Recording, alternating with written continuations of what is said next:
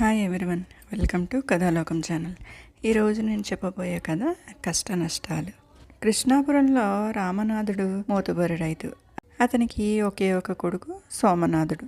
పెద్ద చదువులు చదివి ఇంటికి తిరిగి వచ్చాడు. వ్యవసాయం తన కొడుకు అప్పగించి తాను విశ్రాంతి తీసుకుందామనుకున్నాడు రామనాథం. కానీ సోమనాథుడికి వ్యవసాయం చేయాలని లేదు. అతను తన తండ్రితో, వ్యవసాయం అంత లాభసాటి కాదు, కష్టపడినందుకు తగిన ఫలితం ఉంటుందనుకోవడానికి వీలు లేదు. అతివృష్టి అనావృష్టి ఏర్పడి శ్రమ అంతా బూడిదపాలు కావచ్చు అన్నాడు. కొడుకు మాటలకు నెవ్వరిపోయి రామనాథుడు, అయితే ఏం చేయాలని నీ ఉద్దేశం? ఆ విధంగానే చెయ్యి అన్నాడు. సోమనాథుడు ఆ ఊళ్ళోనే లక్షల మీద వ్యాపారం చేస్తున్న ఒక ప్రముఖుణ్ణి కలుసుకుని, ఏ విధమైన వ్యాపారం లాభసాటిగా ఉంటుందంటారు అని అడిగాడు. వ్యాపారి నిట్టూర్చి, ఏం వ్యాపారం నాయనా, చదువుకున్న వాడివి చూస్తూ చూస్తూ ఈ రొంపిలోకి ఎందుకు దిగుతావు? వ్యాపారం వెనకటి అంత లాభసాటిగా ఉండడం లేదు. వ్యాపారస్తులు కూడా ఎక్కువైపోయారు, పోటీ హెచ్చింది. వ్యాపారం చేసుకునేవాడికి సుఖం లేదు, శాంతి లేదు అన్నాడు. వ్యాపారంలో గల కష్ట నష్టాల గురించి వివరంగా విన్నాక సోమనాథుడికి వ్యాపారం మీద విముఖత పుట్టింది.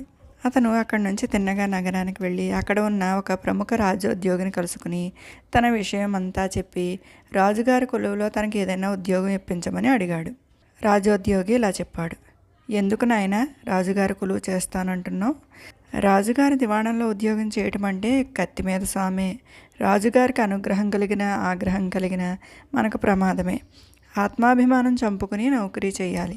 ఎంత చేస్తే మాత్రం ఊరా పేర చదువుకున్నావు, తెలివితేటలు ఉన్నాయి, భూములు ఉన్నాయంటున్నావు. నీ తెలివితేటలు వ్యవసాయంలో చూపించావంటే నువ్వింత తిని 10 మందికి ఇంత పెట్టగలుగుతావు. ఉద్యోగాల బ్రతుకులు చాలీ చాలని బతుకులు, గాడిద బతుకులు. ఇంతా చేసి ఉద్యోగం దొరకటం అంటే మాటలు కాదు. రాజోద్యోగి చెప్పిన మాటల్లో నిజం ఉన్నదని సోమనాథుడికి తోచింది. అతను ఇంటికి తిరిగి వచ్చాడు. ముఖం వేలాడేసుకుని వచ్చిన కొడుకును చూసి రామనాథుడి విషయం అడిగి తెలుసుకుని ఇలా అన్నాడు. నువ్వు ఒక్క వ్యవసాయంలోనే కష్ట నష్టాలు ఉన్నాయనుకుంటున్నావు. అది నీ తప్పు కాదు. నీకు వ్యవసాయం గురించి మాత్రమే అనుభవం ఉన్నది. వాస్తవం ఏమిటంటే ఎక్కడ లాభం అనేది ఉంటుందో అక్కడే అంతో ఇంతో నష్టం కూడా ఉంటుంది. అలాగే సుఖం ఉండే చోటనే ఎంతో కొంత కష్టం కూడా ఉంటుంది. పూర్తిగా సుఖంతో కూడి అచ్చంగా లాభమే ఇచ్చే పని ఎక్కడా ఉండదు. జీవితంలో కష్ట నష్టాలు అడుగడుగునా ఉంటాయి.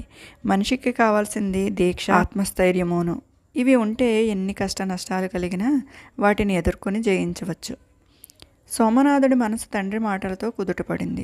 అతను వ్యవసాయమే చేపట్టి సమర్థుడు అనిపించుకున్నాడు. ఇదండి ఈరోజు కథ. రేపు ఇంకో కథ చెప్పుకుందాం.